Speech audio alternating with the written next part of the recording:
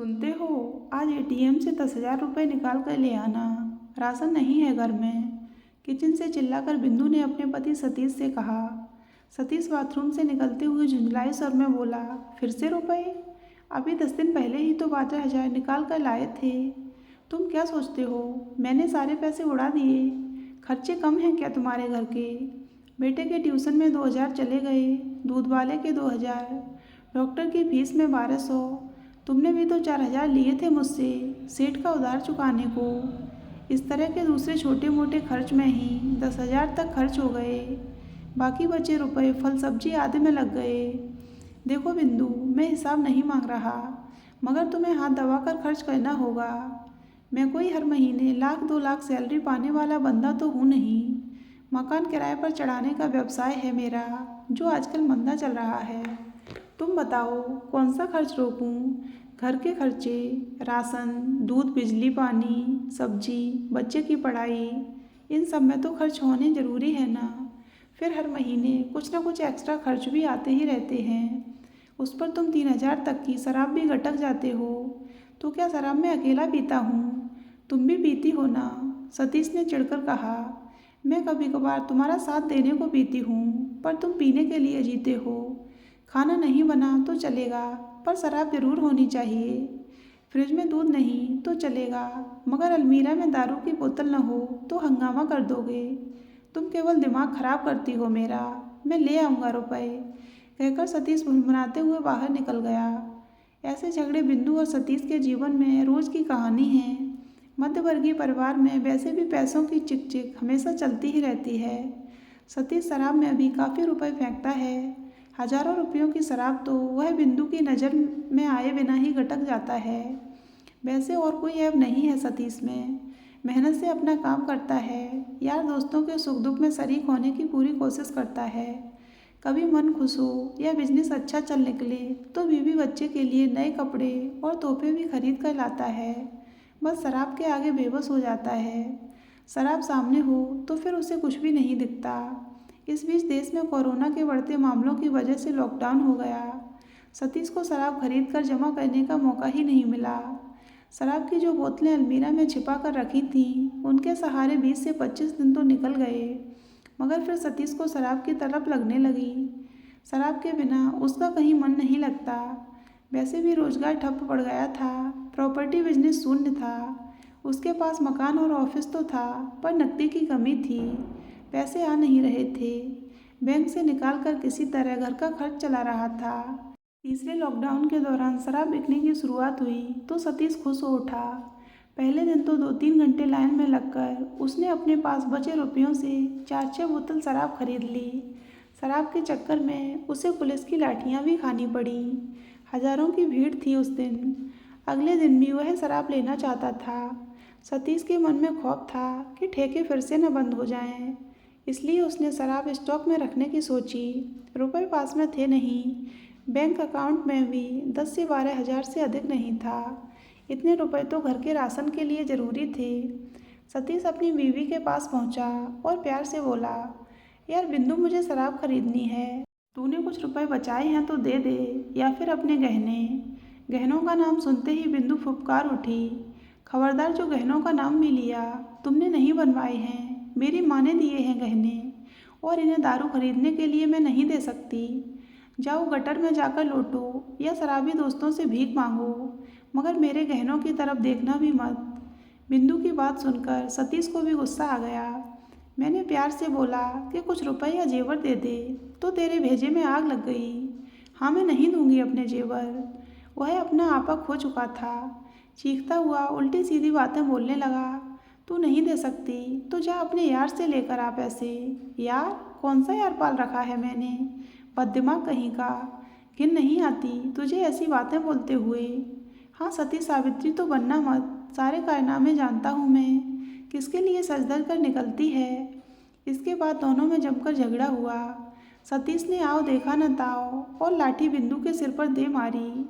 वह दर्द से बिलबिलाती हुई गिर पड़ी तो सतीश ने जल्दी से अलमारी में से गहने निकाले।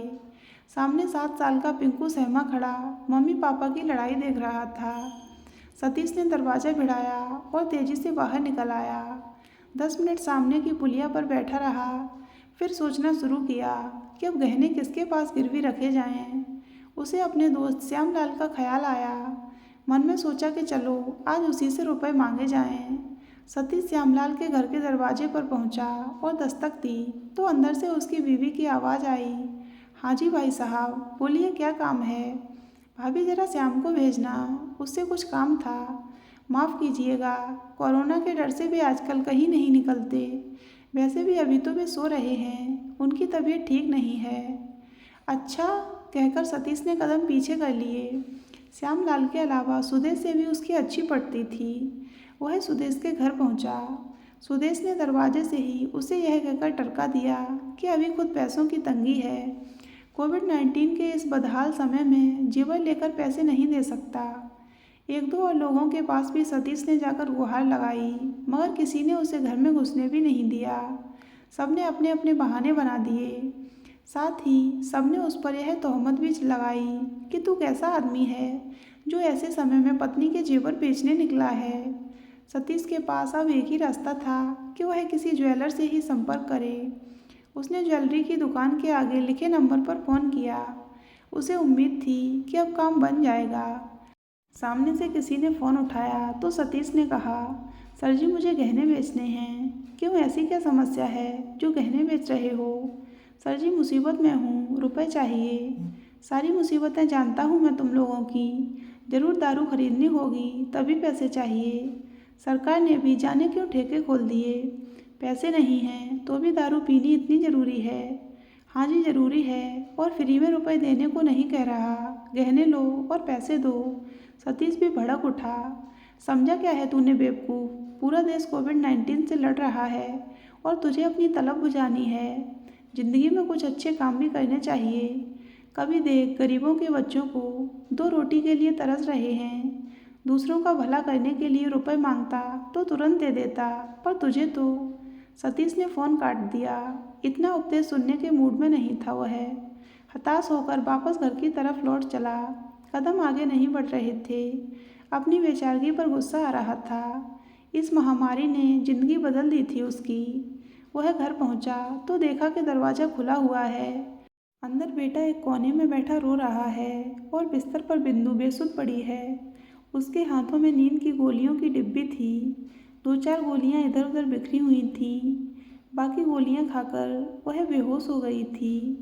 सतीश की काटो तो खून नहीं वाली स्थिति हो गई। उसने जल्दी से एम्बुलेंस वाले को फ़ोन किया। बेटे को कमरे में बंद कर खुद बिंदु को गोद में उठाकर बाहर निकल आया। बिंदु को एम्बुलेंस में बैठाकर पास वाले अस्पताल में पहुंचा तो उसे एंट्री करने से भी रोक दिया गया। बताया गया कि अस्पताल कोविड-19 के लिए बुक है। सतीश ने दूसरे अस्पताल का रुख किया। वहाँ भी उसे रिसेप्शन से ही टरका दिया गया। बिंदु की हालत ख़राब होती जा रही थी। इस डर से कि कहीं बिंदु को कुछ हो न जाए, वह पसीने से तरबतर हो रहा था। 3-4 अस्पतालों के चक्कर लगाने पर भी जब कोई मदद नहीं मिली तो वह हार कर घर वापस लौट आया।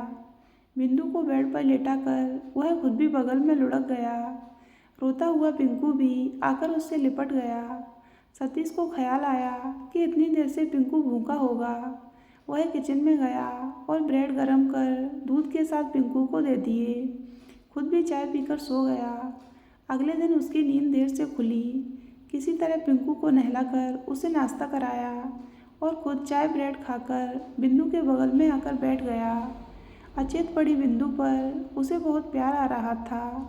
वह पुराने दिन याद करने लगा। 3-4 महीने पहले तक उसकी ज़िंदगी कितनी अच्छी थी।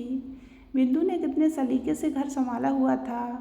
बेटे और पत्नी के साथ वह एक खूबसूरत ज़िंदगी जी रहा था। मगर आज बिंदु को अपनी आंखों के आगे अचेत पड़ा देख मन में तड़प उठ रही थी। बिंदु की इस हालत का जिम्मेदार वह खुद था। दारू की लत में पड़कर उसने अपने सुखी संसार में आग लगा ली थी। कितना बेबस था वह।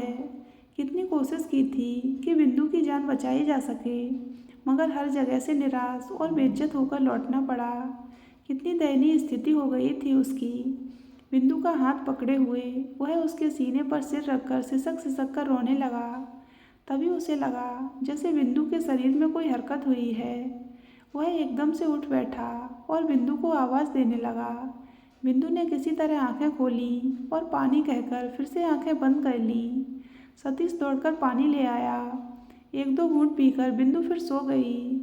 शाम तक सतीश बिंदु के बगल में यह सोचकर बैठा रहा कि शायद वह फिर से आंखें खोलेगी।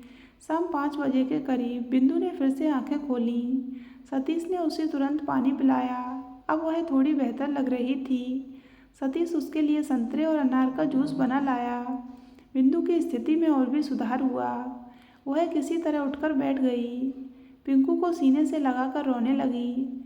सतीश ने अलमीरा से दारू की बची हुई बोतलें निकालीं और बिंदु के आगे ही उन बोतलों को बाहर फेंक दिया। फिर वह बिंदु को गले लगाकर रोता हुआ बोला, बिंदु मुझे मेरा खुशहाल परिवार चाहिए, दारू नहीं।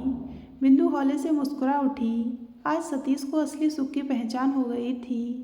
तो दोस्तों, अगर आपको ये कहानी अच्छी लगी हो तो वीडियो को लाइक करें और हमारे चैनल को सब्सक्राइब अवश्य करें।